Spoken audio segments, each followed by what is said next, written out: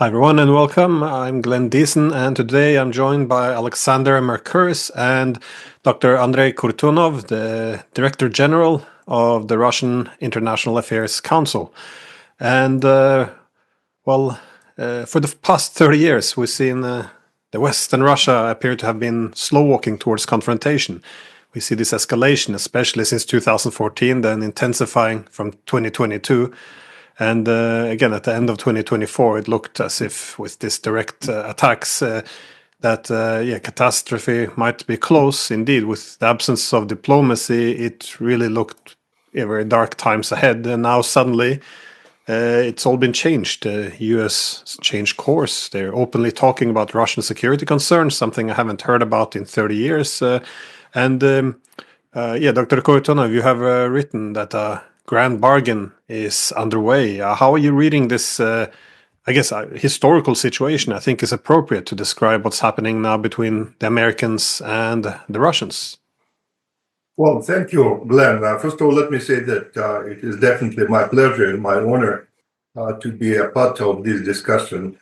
In the spirit of full disclosure, I have to say that I recently retired from all my administrative positions at RIAC, so I'm just an independent scholar right now. But speaking of the grand bargain, I remain rather skeptical about whether a grand bargain is attainable under the circumstances. And there are a couple of reasons why I think we cannot repeat what we did 80 years ago after the end of the Second World War. First of all, we do not have a war, a real world war behind us, which means that there is no way to fix the exact balance of powers in the contemporary world. We don't have the victorious side that could impose its decisions and its preferred rules of the game on the defeated side. Moreover, I think that right now the world is much more complex than it was 80 years ago. We have many more subjects of international relations that claim independence, or at least a significant degree of autonomy in their decisions. And I think that no deal, no grand bargain, which might be reached among just a couple of major players is likely to be recognized as legitimate by others. Plus, we should keep in mind that the international system is not limited to nation states only. It also includes a very significant number of non-state players which have their own interests, their own views on how the world should develop. So I think that any attempt to have a kind of top-down approach to building a new world order are not likely to succeed. It doesn't mean that we should not try. It doesn't mean that we should not try to cut deals when we can, but we should be modest in our expectations. And we should definitely manage our expectations. My take is that the new world order is likely to emerge not from top down, but rather from bottom up, from relatively small, relatively modest incremental agreements may be reached in what they call right now bilateral format. And gradually, such agreements can extend to more politically loaded, more controversial issues. But it will take time. So I think that it would be probably too much to expect that one decision or one peace conference or one deal between major leaders will make the trick. I think that it will not. I mean, there is one point that I would make, which I think in terms of relations between Russia and the United States is, I think, a hopeful one. And it is this: what the current administration is doing, one would assume, would be extremely controversial in the United States. After all, it goes completely against the grain of American policy towards Russia for the last 30 years. One of the most remarkable things, however, at least for me, and I follow what goes on in the United States very closely, is that there is nowhere near as much opposition to what the current administration is doing as one might have supposed in terms of its attempts to stabilize the relationship with Russia. And obviously there is criticism and there is opposition, but it is much more muted and unconvincing than one might have expected. Certainly it doesn't have the passion that one sees from the kind of opposition that's coming out of Europe at the moment.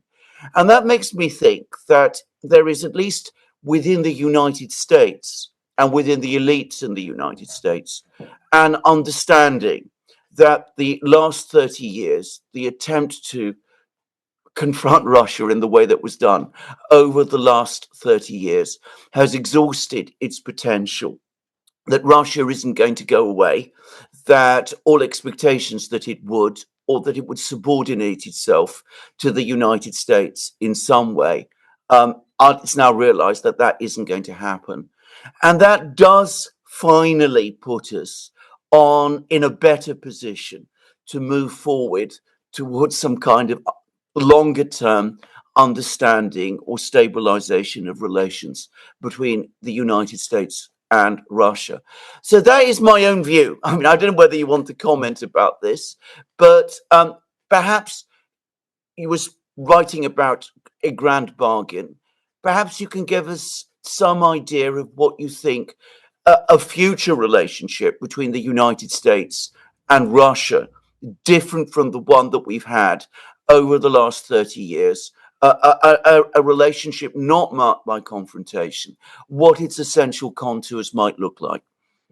Well, first of all, let me say that I fully share your point. And I think that I used to be a student of American politics, and I think that I am also quite surprised with the lack of opposition in the United States to what Trump is doing. I am tempted to take your approach, and I think it is definitely a very grounded position. But I would add to that in my opinion, it is not just about Russia. It's about the crisis within the Democratic Party and, moreover, within the US political establishment. Because what Trump is doing, he's literally destroying the deep state. Just the most recent decision, he decided to eliminate the Department of Education. I know it's not a trivial idea, and definitely it will have a lot of repercussions for how the United States operates. My take is that there are many people, including those in the Republican Party, for instance, on the Hill, who are very critical of the Trump's approach to Russia. But they don't want to go against the tide. They don't want to challenge Trump on anything that Trump is doing right now. And if Trump believes that he can cut a deal with Putin, probably quite reluctantly, they accept this as an opportunity. Trump knows better, so let's support our president in his attempt to change the pattern of the relationship. But getting back to your question, let me share with you my concern. And again, we academics tend to be pessimistic more often than we are optimistic, and definitely this is a very positive development from the Russian viewpoint. But my concern is that right now, I do not see a solid foundation for a stable and mutually beneficial bilateral relationship between Moscow and Washington. For many years, even for many decades, we used to have the foundation for this relationship in arms control. And arms control used to be the skeleton of the relationship. Everything else was more or less subordinated to strategic arms control deals between Moscow and Washington since early 1970s.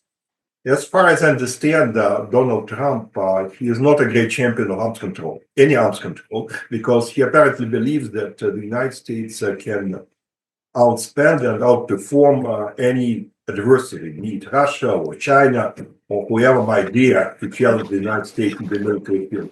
That's why, if we look back into his first term, he decided to withdraw from the INF Treaty to start with, and he was reluctant to enter into any serious discussions on the New START extension, not to mention some multilateral agreements that the administration abandoned when Trump was president. So I'm not sure that Trump will try to preserve arms control as the foundation for the relationship. If we get down to the economic side, again, I can imagine that the United States might need titanium or maybe nuclear fuel for U.S. Nuclear power plants, or some other commodities from Russia. Even Russian oil is something that the United States might need because it's heavy oil. It's the oil which suits U.S. refineries better than light oil from the Gulf or from the United States. However, if we look at the numbers, at its peak, the U.S.-Russian trade was at about $45 billion a year. Well, it's not a great accomplishment, and of course, it has never been balanced because Russia bought something like 10 billion worth of U.S. products. You look at the regional issues, and in theory, the two sides could cooperate on Middle East or on the Korean Peninsula. They can probably even work with each other on some Latin American problems. But I see significant limitations on what they can do. So just to cut it short, I think that one of the challenges that we have right now is to use this favorable environment that the 47th President of the United States has created in order to gradually build a new foundation for the relationship, which will be multidimensional, which will involve the private sector and civil society and educational institutions. And it will take time. I think it will be not easy because, of course, we should not underestimate the resilience of the anti-Russia consensus in Washington. And these consensus might turn out to be more resilient than the administration. So definitely we should be fully aware of this unfortunate situation, and this situation is not likely to change overnight. On the topic of pessimism, I can understand why there would be some skepticism, at least in Moscow, because I guess in Trump of 2017, he offered many promises of getting along, and we saw unraveling of arms control and escalation in the conflict, also the tensions in Ukraine at that time. But the Trump of 2025, though, he enters a very different world, one in which they do seem to recognize some of the more limited potential of the United States. So again, it's very hard to read Trump because what he says and what he does are often not the same. But he did mention that he would like to see a reduction in nuclear weapons with Russia, but that might have been a way of trying to pull China into some form of disarmament as well. And he said the same with reducing military budgets. But again, Russia was linked to China, so I'm not sure what exact game he might be playing. However, there also seem to be more concerns in Washington around the Trump camp that the U.S. might be risking bankruptcy or at least some real economic problems. So, but do you see this being more just talk, or do you see any significant change, I guess, from the past, or? Well, my take is that, of course, Trump is different from what he was 8 years ago. I think that first and foremost, he has a much more committed and arguably a much stronger team behind him. Because back in 2016, there were only very few people who believed that he could win. And therefore, nobody really supported him, at least at the very initial stage of his presidency. Right now, it is different. There is a very powerful coalition behind him, not just experts, not just politicians, but also major business interests, including high tech. I think it's a very interesting phenomenon how the Silicon Valley changed its positions during this campaign. It is fascinating.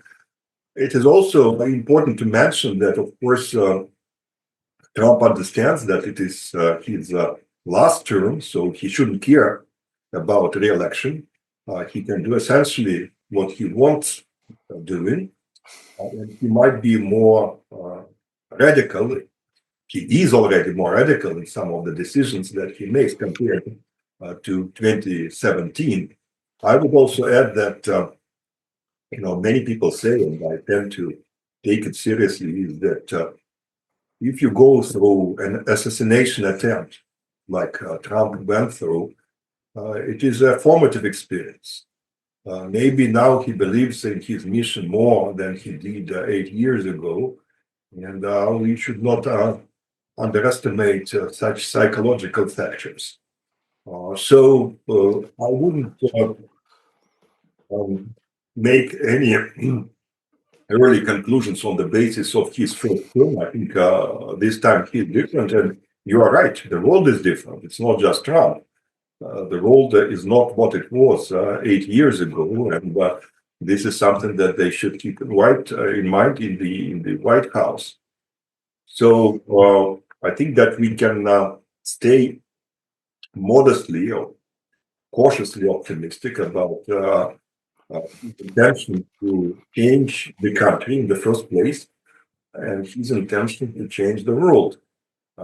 My take on Trump is that a lot will depend on the ability to manage economic problems of the United States, because the most dangerous scenario is that the United States will slide into a recession, and then I think it would be very difficult for Vice President Vance to convince U.S. voters that they should support him in 2028. But if the U.S. economy performs relatively well, if Trump manages to avoid a big crisis, the odds are that Republicans might keep the White House in 4 years from now. But of course, it also depends on whether Democrats overcome the deep crisis that the party is in right now. It is yet to be seen. So far, frankly, maybe for me from the outside, it's difficult to keep an eye on the U.S. politics right now, but I don't see any promising developments within the Democratic Party that would suggest that Democrats are back and they're ready to strike Republicans and to win in the midterm. I'm going to be a little bit more optimistic, and I'm going to say this, and it's a point that many have made. You will have all heard it many times. But one of the great changes of the last 3 years in terms of US-Russia relations is that the United States found itself in what you might call a kinetic confrontation with Russia for the first time since the Second World War, in the sense that it was arming a country, Ukraine, that was fighting Russia. It was imposing massive sanctions against Russia. And what the United States discovered is that that didn't work, that Russia proved more capable of absorbing the economic pressure than I think I can confidently say anybody in the West expected, including myself, by the way. And I thought that the sanctions would not be as effective as most people I knew did. But even I was surprised by how successfully Russia managed to absorb the sanctions blow and the military blow as well. And if you listen to American officials, they say, well, we've already given a huge amount of weaponry and equipment to Ukraine. We helped them with offensives. We did all kinds of things, and it hasn't worked. So, given that there has been this major strategic failure, it is perhaps not so surprising that there is now a decision in the United States, a wider decision in the United States to rethink its relationship with Russia, because clearly Russia is not going to be crushed or absorbed or defeated. It is more than, to use Senator McCain's horrible expression, a gas station masquerading as a country. On the contrary, it has now shown itself that it is in fact a great power, and you have to deal with that fact. And the Americans, who are a great power themselves, I think they can relate to this better than countries in Europe can, because countries in Europe don't have that quality of strategic analysis that the Americans are obliged to.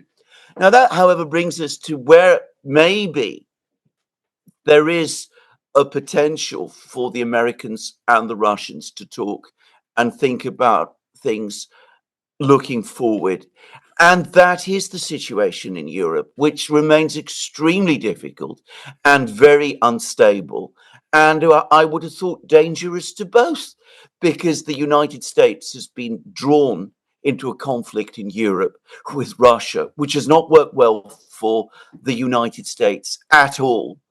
And Russia, for its part, has had the problem again of facing insecurity on its western borders, which has again led it into a conflict. So there is a commonality of interest there. Maybe it's greater on the Russian side than the American, but the Americans do have to look forward to this. So, I mean, what are your thoughts about this? And maybe do you have any feelings about what Russian perspectives about Europe are? Europe still important despite its diminished status in the world today? Well, this is a very good question. And first, let me say that I agree with you that there is a war fatigue in the United States, and there is a sense that probably we cannot get what we were supposed to. But I would make just one footnote to that. Just imagine that today we would see not Donald Trump, but Kamala Harris sitting in the White House. And of course, my bet is that the US policy would be very different from what it is today. So it is not only about these objective trends, which are, of course, important, but it is also about personal decisions which are made by particular leaders. And Trump, in this sense, was very instrumental in managing this change in the US policy. On Europe, I think it is a very interesting question because to some extent, what is going on right now in the West challenges and even destroys the Russian narrative about the West and about the world. Because if you look back into the Russian narrative after the beginning of the special military operation, it was that, first of all, that there is a collective West. The collective West is united by Washington, D.C. It is very hierarchical. Essentially, Washington, or rather the Anglo-Saxon world, makes all the most important strategic decisions, and Europe, meaning by Europe, continental Europe, has to follow these decisions, maybe even reluctantly, because of course these decisions are very expensive and harmful for Europe in the first place. Europe suffers much more than the United States does, or than the United Kingdom does. It suffers economically, it suffers in terms of security challenges, it suffers in terms of Ukrainian refugees. So Europe has to behave because it is integrated into this collective world. Right now, the picture appears to be very different. We see that the United States does not really integrate the collective West. The United States has its own position, very different from that of the continental Europe. Moreover, one could question the whole notion of the Anglo-Saxon community, given very clear differences in views between Donald Trump and Prime Minister Starmer in the United Kingdom. On the other hand, what we see is that continental European powers like France and Germany and many others, which were regarded as satellites of the United States, tried to act on their own, and tried to disobey the positions that are taken in Washington, D.C. So it's an entirely different picture of the world, which has to be captured, which has to be reflected into a new narrative. My personal understanding of the situation is that it might be easier for the United States to change its position on the conflict because indeed the United States is not that close to the conflict. So it can take a slightly more detached position on what is going on in Europe. And of course, on top of that, we all know that the United States has many other things to be concerned about. Now, if you go to Estonia, it starts with Russia, it ends with Russia. But if you go to Washington, it's not only about Russia, it's about China, it's about Middle East, it's about Latin America. The United States has a global agenda, and Ukraine is just a piece, not the largest piece in this mosaic. So in this sense, it is understandable why it was the United States rather than the European Union to start shifting its positions on Ukraine. Though, if we look who really suffers, it is definitely more Europe than the United States. But right now, I think the assumption in Moscow, and it is a hypothesis which still has to be proved. The assumption is that if the United States is on board, it would be difficult for Europeans to stay outside of this process, and that sooner or later, maybe unwillingly, maybe reluctantly, but European nations will have to accept at least some of the major elements of any deal which might be reached by Washington. And of course, since you are in Europe, you are in a better position to tell me whether this is the right assumption or a wrong one. Well, what do you see happening then with the political West, if you will? Because, it was Friedrich Nietzsche. He once, he wrote that for the new to be born, the old has to die first. But if the old dies without anything new to replace it, then it's just anarchy. And well, if you look at the political West today, it is seemingly dying. That is, what do we call it? Political West or collective West. I think after World War II in the bipolar system, it was either us or them. It was it's a good foundation for common interest and unity. Also, under unipolar system, I think the premise of the collective hegemony resting on the pillars of the EU and the US, also interests could be closely aligned. But in this new multipolar system, less Western-centric as well, with the US few resources that has to be prioritized in different ways, we see the national interest becoming more divergent. It doesn't seem as if the political West has much more to unite it, especially with the US under Trump rejecting a lot of the ideological dogmas. So, but if the West is fragmenting, and again, people are now speaking about the future of NATO not being so certain as it was a few months ago, what will replace it? Because this is no longer, just a crazy speculation. This is something we're seeing, the fragmentations within the West. So, because I think this is why the Europeans are in full panic here. Just spend money we don't have to buy weapons which we're not certain how we're going to use. Where do you see all of this going? Well, my take, and again, Alexander might disagree with me, but my take is that we're entering a period when probably we will have to rely more on tactical and situational coalition rather than on established and rather rigid alliances, because the international agenda is getting so diverse. And the number of potential actors is growing so fast that it is almost impossible to manage efficiently such dinosaurs like the NATO alliance. The NATO alliance is very powerful, but it is very bureaucratized. It is very expensive. It's not quite flexible. And I think that even if we are talking about US alliances, I would venture to say that maybe alliances like AUKUS or a trilateral US Japanese South Korean partnership might have more future than NATO.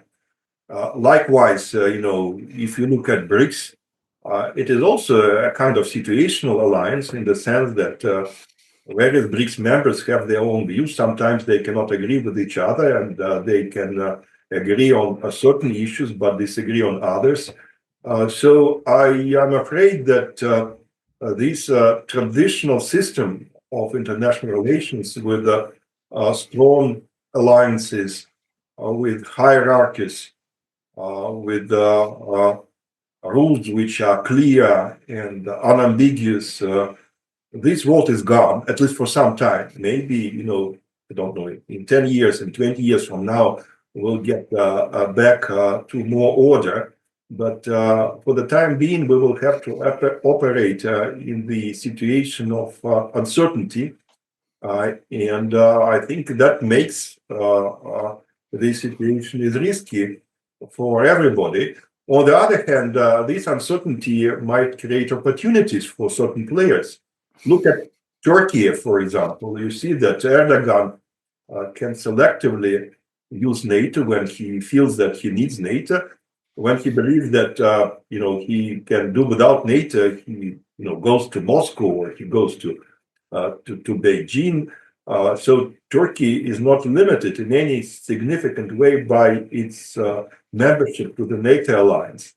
Likewise, you take some of the post-Soviet states, and you'll see that they might take very opportunistic approaches. Look at India. India has very good relations with the United States. At the same time, it has no intention of dropping its traditional partnership with Russia, and they can hope to have their cake and to eat it. So this is my take on alliances. I don't think that NATO will disintegrate tomorrow, but I think that NATO has probably outgrown its natural size, and it is becoming increasingly difficult to manage it and to come to any common denominator on the really important issues which should unite members of this alliance. Far from disagreeing with that view, I completely endorse it. By the way, can I just say I live in Britain. I'm a British citizen. I've lived in Britain all my adult life, but my roots are Greek. I was born in Athens in the 60s. And one of the things that I think I would say is that the overwhelming reality of Western Europe and the Mediterranean world since the Second World War is the presence of the United States. The fact that the United States was there, the fact of American power, that is what created this unity and this very structured and hierarchical unity that you mentioned, Dr. Kortunov. Take that away, and I'm not saying it is going to go away, but there is a possibility that it might. It's something that people are talking about for the first time. And nobody quite knows in Europe what replaces it, because the divisions are very real. if you're talking about attitudes towards Russia, for example, in the Mediterranean world, which I know well, attitudes towards Russia are profoundly different from what you will find in Northwest Europe. I mean, Greece, in Italy, in Spain, in France, even. It's quite different. So putting all this together, keeping everybody united as a team in NATO has required the United States to do that. But we not only have different perspectives on this, which if the Americans go, will inevitably rise to the surface. You already see this with Prime Minister Starmer's attempt to create this coalition of the willing. The Italians are not sure. The Spanish are uncertain. All of this. Not only will all of these differences rise to the surface, but we're going to start seeing perhaps greater differences between European states as well. And that might not just affect NATO, it might affect the European Union as it has come into existence also. Now, that could create, in turn, a very unstable and uncertain situation in Europe. It's difficult to say how this might work out. And instability in Europe is going to affect Russia because whether Russians are happy about that or not, you share Western Eurasia or Europe, you're a European power as well as a Eurasian power also.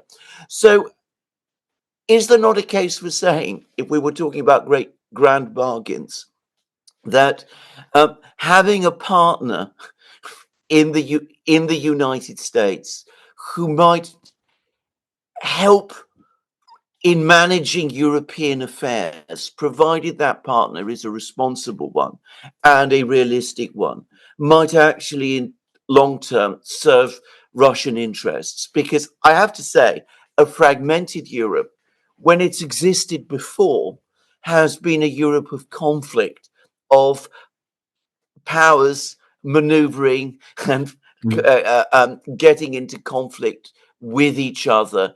And by the way, looking ultimately to involve Russia itself in their affairs. So just throwing out these points. Well, I think that there is a difference between Russia's strategic interests and Russia's tactical interests. Strategically, at least in my view, Russia might benefit from a stronger and more consolidated Europe because it fits into the Russian concept of multipolar world. Europe as an independent center of power, independent from the United States, is something that Moscow should look for. On top of that, Europe has always been the major partner of the Russian Federation for many centuries, not even decades. So in theory, Russia should be interested in seeing Europe strong, independent, and confident. However, if we look at the situation today, of course, it had a profound impact on the calculus in Moscow. And I think that they look at what Trump is doing, and Trump essentially cherry picks. He is trying to select some European leaders who share his views or who might get closer to his positions, and he prefers to work with them rather than with the bureaucracies in Brussels. And I think the same might be applied to Putin because he has even fewer reasons to rely on decisions made in Brussels today. But the big issue, I think, not only for Russia, but for Russia as well, is what is likely to happen to the European project. Because for a long time, many people in my country believed that if we are looking for any future world order, it should look like an extended version of the European Union, not that of the United States, not the melting pot, but something that would allow nations to preserve their identity, to stick to their cultural heritage, but at the same time to find ways to work with each other on joint projects and to come to some consensus on the most important global issues. So the European model was perceived as something that we should look at and just be mindful that when Russia tried its own integration project in Eurasia, together with a number of post-Soviet states, they used the European Union as a model. And the perception was that this is what worked for them, so the same model should work for us. However, these days, of course, this vision is shattered, and it's not clear whether the European project is going to survive in its current form, or it will be different from what we see right now. It's not clear whether the unity of Europe in terms of its values, in terms of its principles, in terms of its institutions, is likely to stay as it is, or it will be replaced by something else. So personally, I feel very sorry for what is going on in Europe, but maybe it is a result of the European arrogance, of this firm belief that we are the best, that everyone else should follow our example and should stick to our standards, to our norms, to our rules of the game. At some point, I think this arrogance backfired. And of course, Trump was a major accelerator of this process. So we'll see what will happen. I still believe in the resilience of the European project. After all, if you look back into history of Europe, it has always moved from one crisis to another crisis. So to be in crisis is not something exceptional or unnatural for Europeans, but if you have a perfect storm, if you have a couple of crises linked to each other, that might have a very destructive impact on the future of the European project, in my view. Well, earlier you said the United States has very different, more global objectives compared to the Europeans, but this also seemed to be more the Russian case, because of course you see the United States now very openly saying that Europe will not be the same priority as it was in the past, but this is also the case for Russia, especially the last 10 years, in which after 2014, when Russia began to move a bit away from this greater Europe and looking more towards the east for this greater Eurasia. So again, not the Eurasian Economic Union, but the wider format, that is China, India, and the great powers. So how will this impact Russia's future after this war? Because if there's a great bargaining between the Americans and the Russians, if we can get an end to the war in Ukraine, what kind of future do you see for the Russians and the Europeans? Is it too much animosity? Will Russia continue to reorganize its economy more to the east, or is it beneficial for Russia to also, out of pragmatic reasons, to diversify its economic connectivity, also seek to restore relations with the Europeans? I know it's all the balls are still in the air, and of course relations now, especially with the Europeans, are quite terrible. But without looking too deeply into the crystal ball, do you see what the priorities of Moscow might be, at least? Well, I agree that the situation is pretty desperate for the time being, and I don't think that it will change immediately, even if the war is behind us. My take is that Europe will continue to be divided for a relatively long period of time if there is no dramatic change on either side of the continent. Continue to be divided, but at the same time, I think that there are still some common interests that might help to restore a degree of communication and maybe even some trust between the two sides. First of all, nobody wants any inadvertent escalation in Europe. Nobody wants to have a war which might result from a technical miscalculation or an inaccurate interpretation of the other side moves or some human error. And second, I think nobody can be interested in an uncontrolled arms race in Europe, which unfortunately might be the case given the length of the line of contact between NATO and Russia today. So I think that in a divided Europe, they can still work on certain rules of engagement, including maybe very basic, very small confidence building measures, gradually building something bigger, something more ambitious, like what we had back in 1970s or 1980s.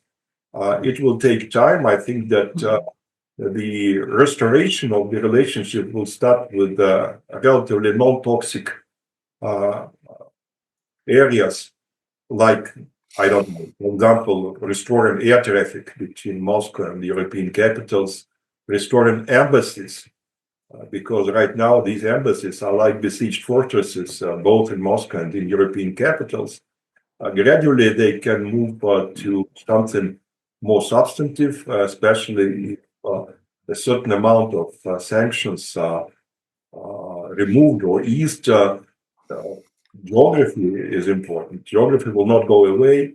I think for Russia, it would be only natural to work with Europeans, and for Europeans, it would be, I think, natural to rebuild at least some level of economic cooperation with Russia. There are also issues which simply cannot be resolved without an active Russia-Europe cooperation. Look at the Arctic region. We share the Arctic region with Europeans, and no significant problem in this region can be resolved without this cooperation. Look at the climate change. Again, I think that this is something that Russia and Europe have shared interest in and should work together. A lot will depend on the political dynamics within Europe. For instance, who will be in charge in France in 2 years from now? Will it be Marine Le Pen? Will it be someone who will claim the heritage of President Macron, or maybe the left will have the upper hand, someone like Mélenchon? That creates a variety of opportunities and also limitations for what can be done between Europe and Russia. How long the current coalition in Germany might last for? Will the next coalition, which will come to power 2 years from now and 3 years from now, will have to accommodate the alternative for Germany or the German left? We don't know. But Europe is a moving target. It will continue to evolve, and I think Russia will look very attentively to what is happening in Europe, and it will not hesitate to make use of opportunities if these opportunities are in sight. But I think right now a lot will depend on the political dynamics in major European countries. Just to say, and I agree. I mean, I think confidence building measures, getting the embassies working again and working properly, re-establishing air links. And I think the decision, by the way, to cut off air links was profoundly inhumane and completely wrong. I think that was, of all the things, the thing that shocked me most when it was done when it was done right at the start of the conflict. But can I just say something else? And again, I'd be interested to know what your thoughts about this are, Dr. Kortunov, because it seems to me that in Europe, and again, I'm sorry to come back to Europe, but in Europe, we have a very great difficulty understanding or relating to Russia, because Russia has been very much a part of our history since, well, certainly since the 18th century. I mean, we've had, Catherine the Great, Peter the Great, Alexander I, they were European leaders, or we thought of them then as European leaders. Russian culture, Tchaikovsky, Dostoevsky, they're European cultural figures. At the same time, we find it very difficult to understand that Russia isn't just a European country in terms of its geography. It actually has a border with China. It has a border with Korea. It borders on the Central Asian states and on Turkey in a way that no other European country does. It's on a completely different scale. And we always we always think of the Russians as being both part of Europe and Europeans, but at the same time, we don't want to accept them as part of Europe because they are somehow, outside Europe and different. So we say to ourselves sometimes, that the Russians are turning their backs on Europe, even though that is what we would like them to do. I mean, we have no real ability to see and understand exactly what we want the Russians and Russia to be. And this has been always, I think, a fundamental and enormous problem. Now, I don't know how one gets over this, but one of the things that my wife, for example, who is an academic in culture, I mean, she's not a political scientist or anything of that kind. She's always been very concerned about the fact that we've had very few contacts at an academic level with Russian universities. This is not, by the way, because Russian universities don't want it. It's because European universities, they don't really want it because they huddle around with each other. We don't have the scientific exchanges. People don't travel to Russia from Europe to Moscow and St. Petersburg and other places in the way that they travel between other European countries. Is this ever going to change? Is that ultimately the way that we have to get past this? This idea that understand, and to understand also that Russia is more than just Moscow, because when Westerners go to Russia, it's basically Moscow and St. Petersburg that they only see. Will we ever arrive at that point? And could that be the point when things start to change and our perception of Russia changes and our understanding also changes, that this isn't just a country that is part of Europe. It's also got this, major footprint, this border with China, this relationship with China as well, which makes it more interesting. And I would say myself, much more attractive. But anyway, your thoughts on this? Well, it really opens a whole new discussion about what is Europe. As a former historian, I can tell you that the concept of Europe has never given us any specific answers. For example, if you read French literature of late 19th century, after the French-Prussian War, many French scholars argued that Europe ends on the west bank of the Rhine River, and everything to the east of Rhine is not Europe. These are, Teutonic tribes which have no cultural heritage, which don't belong to Europe, which were never a part of the Roman Empire. That's why Germany is not a part of Europe by definition.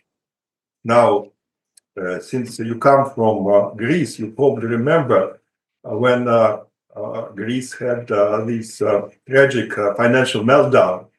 Many in Brussels started saying that that's because Greece is not real Europe, because they are Orthodox rather than Catholic, and they got their legacy, their heritage from the Byzantine Empire, not from Rome.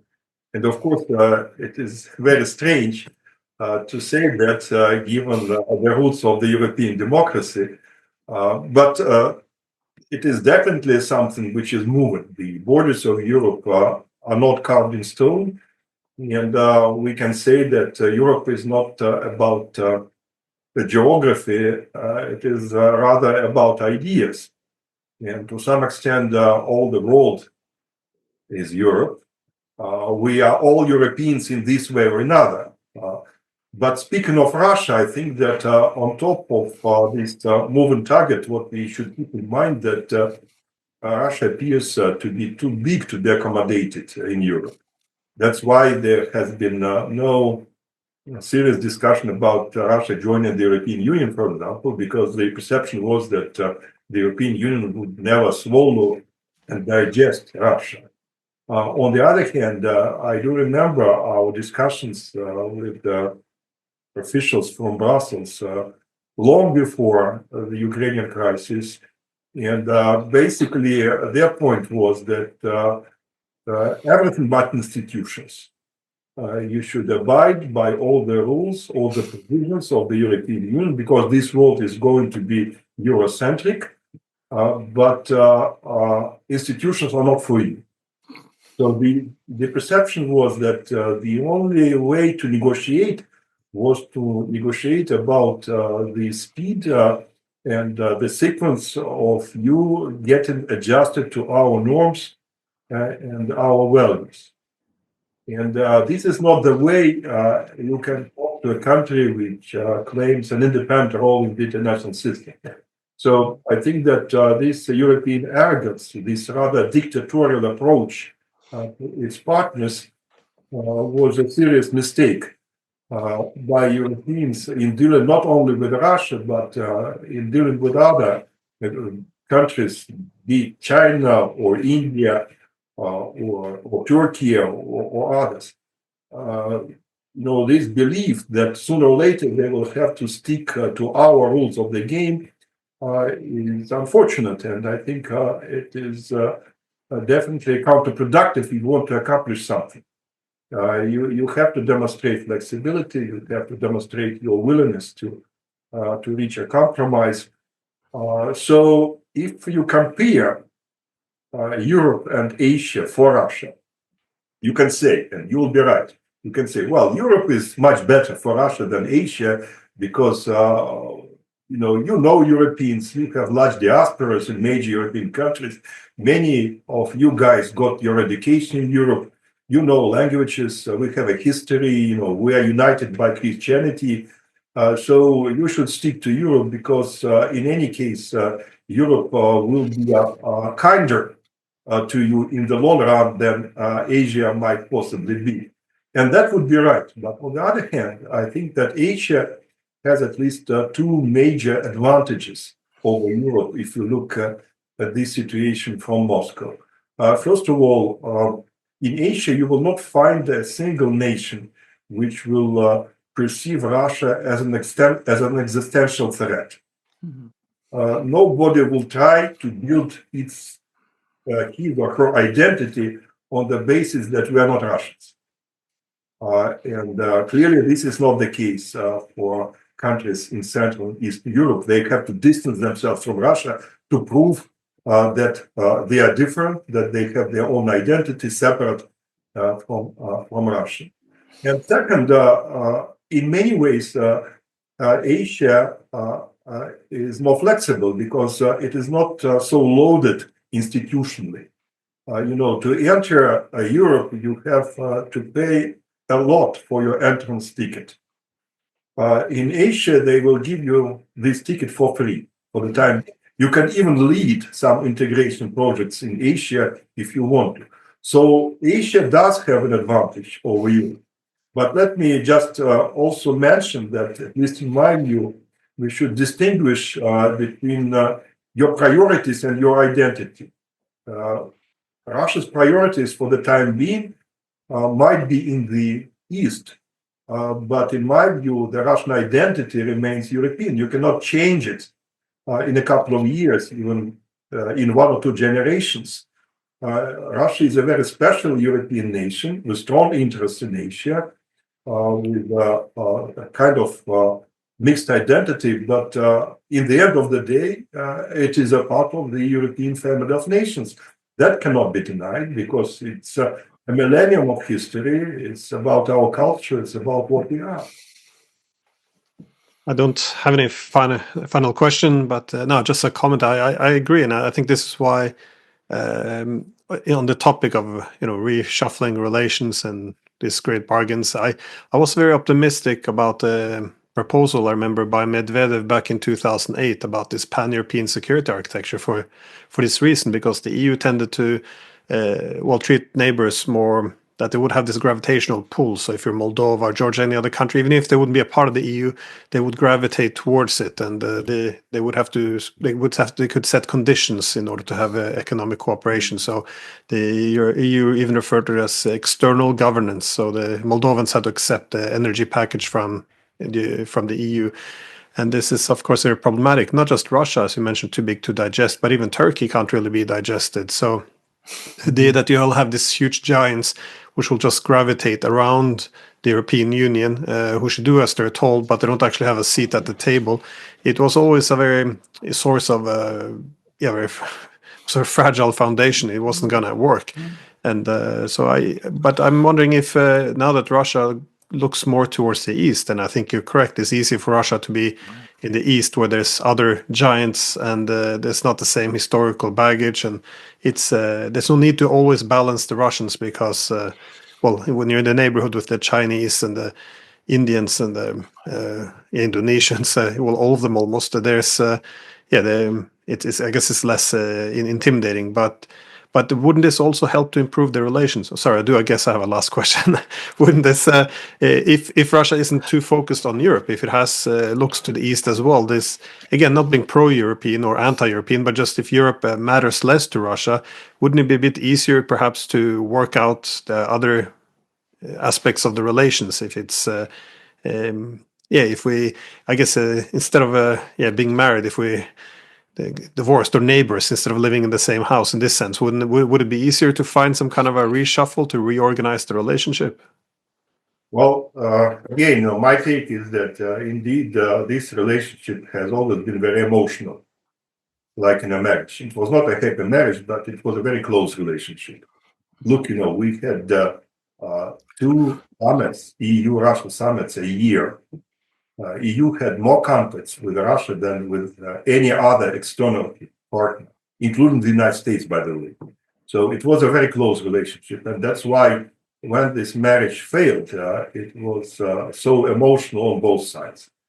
And I think that we should accept that this type of relationship is not likely to work in any foreseeable future, but we will remain neighbors.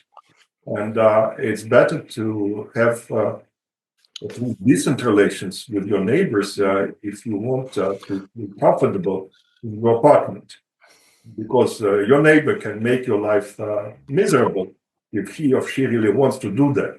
So I think that if we display fewer emotions, if we act in a more rational way, and there is, of course, a thin line between rationality and cynicism, but if we are pragmatic, I think that would serve our mutual interests and will help us to go through this very difficult period in rebuilding the relationship. Maybe at some point we will get back to the idea of a marriage, but not in my lifetime. But for the time being, I think a kind of neighborly relationship is the best model we can look for. I think that. Sorry, and I was just going to say, Alexander, I borrowed that analogy, the marriage in the neighborhood from Brexit, actually, because that was what you British were suggesting. We'll be better when we, are just good neighbors instead of married. Anyways, I'm sorry for interrupting. No, I was just wanted to say that I hope that happens too. I think that one day maybe we will come together again, though not in a marriage. And I don't think that a marriage between the Europeans and the Russians in that kind of way would work. For one thing, I'm not sure what kind of Europe we're going to see in the future. And I think this is, very, very much in flux. And I'm going to just finish with one very quick observation, it's my very last one, which is that I think in Moscow, and I think to some extent in Washington, it's very difficult to understand how regionally minded European leaders have now become. The extent to which our horizons have shrunk. Now that we are middle-ranking powers we basically think of our own neighborhood. And that probably explains partly our arrogance as well, rather than have a sort of conception of the global picture, which you do have in Moscow. And of course, they still have in Washington too. But anyway, that's all I wanted to say. That is where my very last comments are all. And I just wanted to say thanks. I don't know whether Glenn has anything more to say, but if he does, obviously. And Dr. Kortunov, yeah. I think that's a good place to finish it off, unless, Dr. Kortunov, if you have any final remarks or comments. Well, I think that it is impossible to cover everything, but thank you for inviting me. I appreciated the discussion, and it was nice to find out that we have many ideas in common, and that we share many perceptions of the contemporary world, because it's not an often case right now, even here in Moscow. Thank you, Dr. Kortunov. Thanks again. Thank you. Thank you. Bye now.